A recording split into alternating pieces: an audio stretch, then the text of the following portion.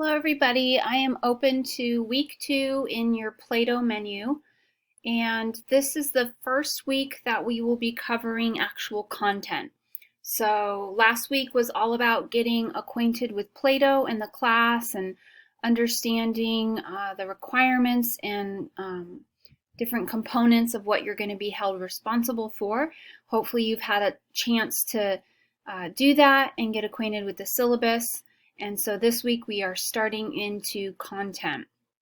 And we'll be starting with Chapter 1, The Science of Psychology. So this gives you a nice overview of the field of psychology, as well as some methodology of how we conduct studies in psychology. So every week I'm going to have a podcast just like this that gives you an overview of the week. And you must listen to these, because if you don't, you're going to be missing very important information.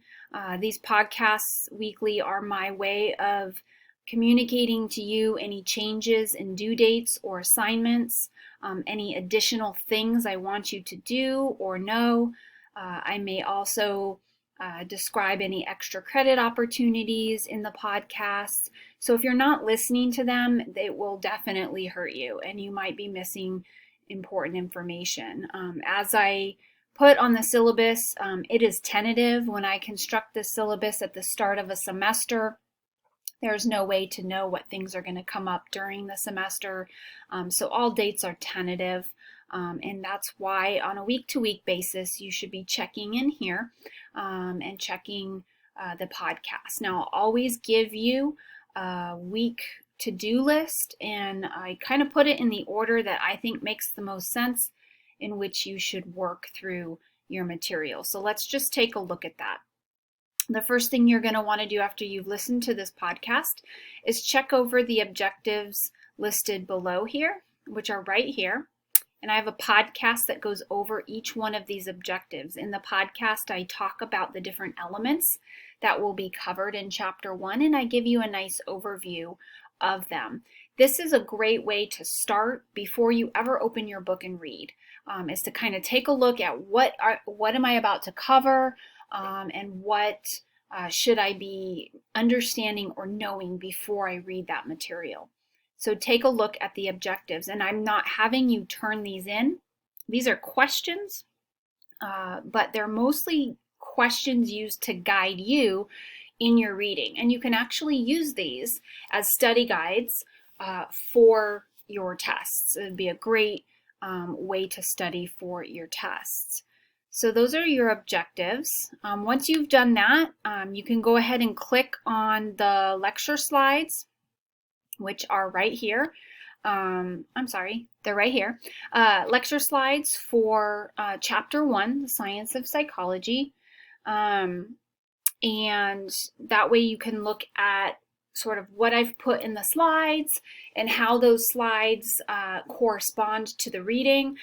They map on really nice to the reading, as you're going to see that when you open them. And the slides are interactive, so they are PowerPoint slides. If you watch the PowerPoint slides in presenter mode, you'll see how you can work through them. There's even videos in there that are embedded that you can stop and watch, and things to click on and all of that. And they flow nicely with the Revel resources that come packaged with your e-text.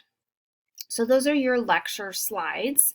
Once you've looked at the objectives and you've looked at your lecture slides, you're then ready to begin reading.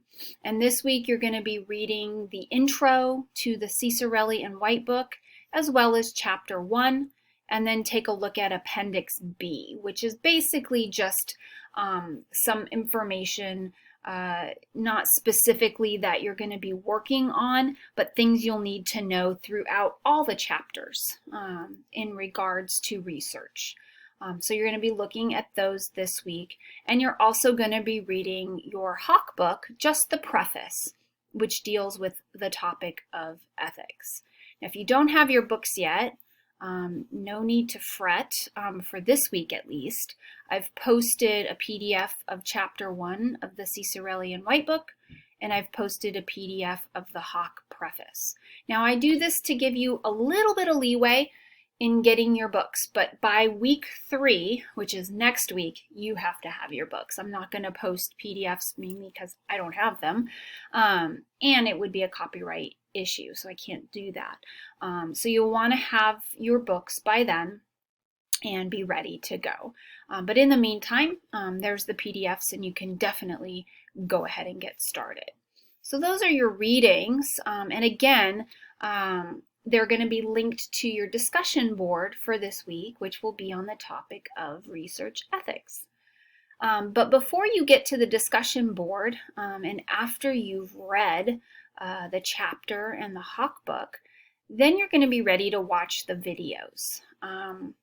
Videos that I post here are in addition to any videos that are in the Revel resources that you have that come with your book. So every chapter, as you're reading through the chapter, it will stop you and show you where there's videos that go along with what you're learning. So you're going to want to watch those. Those are excellent, and I often show a lot of those when I teach this class in person. But I like to beef it up a little bit with some additional videos. And I love these crash course videos because they're short and sweet, to the point, and they're packed with great information. A lot of the information that you'll also find when you do your reading. So there's one on just an introductory to psychology, and then there's one specifically on research and experimentation. And they're funny little videos. You can watch them several times. The guy does talk a little fast in them, which I'm not too thrilled about, but he's easy to understand. And the great thing about these videos is you can rewind, fast forward, whatever, stop them at any point, and so that's really helpful. So those are the videos. Those will help elucidate more of what you're reading. So I would watch those after you've done the reading, and you could even watch them again right before you start to study for your first exam, because they're a nice kind of recap that would help you with that. Once you're done with that, then you're ready to go ahead and start your discussion post. Here is some guidelines on how to do a discussion board post. You're going to want this rubric here. I've created a rubric of what you need to include in your posts. So your posts are out of 10 points. What does a 10-point post look like? What does an 8-point post look like? That's all in the rubric. And so I'm going to rely on this a lot. In the first couple weeks of class, I will do my best to give you feedback with your grade. So when you click on your grade in My Grades for a discussion board that you posted, you'll see some comments that I wrote, and that will help guide you in the first couple weeks. But typically I won't be giving comments back on your posts often. I may do it sporadically here and there, and that's mainly because I have 4 online classes with over 125 students all doing discussion board posts. So it gets a little crazy. And although I would love to give you feedback every single week, it's just not possible.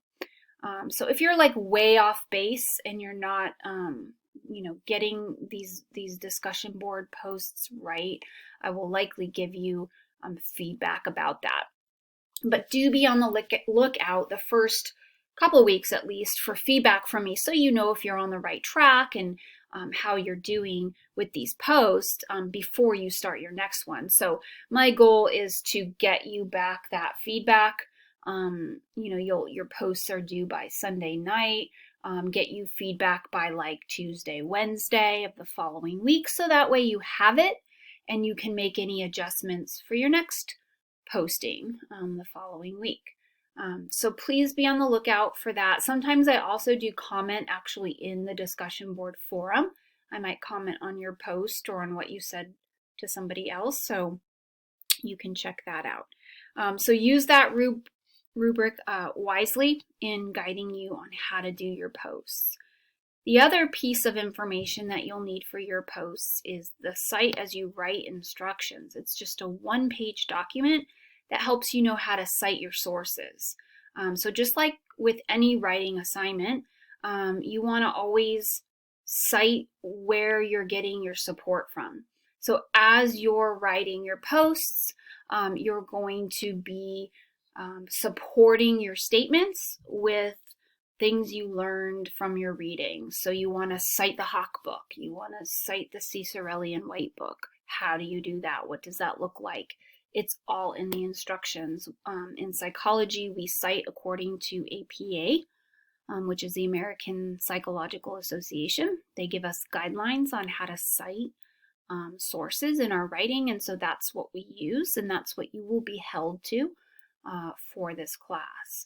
Discussion board posts are really like a writing assignment. So you don't want to treat them like a Facebook post or Instagram or a text message, right?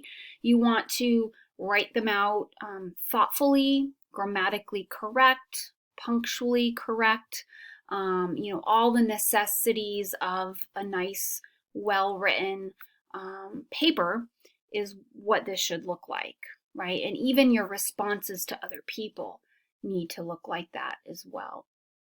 So your first discussion posting in week 2, you're going to be integrating in what you learned in the Hawk book preface reading, as well as in chapter 1 of the Cicerelli and White book. And you're going to be responding to the following question, which is, what led to the creation of ethical guidelines for research? Why were they created, and how do they protect animal subjects and human participants involved in research? So both the Hawk preface and chapter 1 talk about ethics in research. What are they? What elements are involved there? Why are they important? Why should we use them? And if anyone's doing research with animals or humans, what do they need to consider? What needs to be involved in their research in order to conduct it in an ethical manner? Okay, so that's the question. I'll be looking for you to be citing from the Hawk book and citing from your Cicerelli and White book, both. I want to see citations from both. That shows me that you're integrating in the information that you read from both sources. And that is it for this week. Kind of light. Some weeks you might have a couple questions, 2 or 3, but I'm trying to ease you into these discussion board posts a little bit here. So the due dates are listed here. You're responding to this original question by Friday each week. That's the same. Everyone needs to have their answers in by Friday. And I don't want you responding to anybody else's posts until after everyone has had a chance to post on Friday. Okay, because the problem is if you respond, if you put your answers to this question and then you go ahead and you find 3 people and you respond to them and it's still Thursday, the problem is anyone who posts later may not get anyone responding to their posts. And we want everyone to have a chance to get responses to their posts. I hope that makes sense. So I've given you Friday as a deadline to respond to this question, and then you have until Sunday to go ahead and pick 3 people's posts that you like or you thought was interesting and respond back to them. Okay, and those responses should be thorough, not just, oh, I liked what you said, I agree, it was really interesting, but give more examples to something they said. Elaborate more on something they said. Incorporate concepts maybe that they didn't mention that are applicable. Any way you can extend the dialogue is how your responses should look to other people's posts. So I hope that's clear. Any questions that you have on the discussion posts, please let me know. As you're working through this and you're starting it, please let me know if you get stuck. You can email me. And then lastly, you're going to have a quiz. The quiz is just on the chapter, not the Hawk book. It's just on the chapter 1.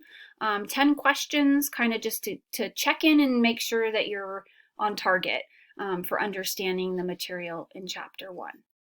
Now keep in mind this week as you're working through the material, you can email me at any time. You can Zoom meet with me. Just email me and let me know if you want to Zoom one-on-one, if you have questions and need some help and would just like to do that. I'm available to you for that, and that's the great thing about Zoom and about being asynchronous is I can do that with you. Thanks, everyone.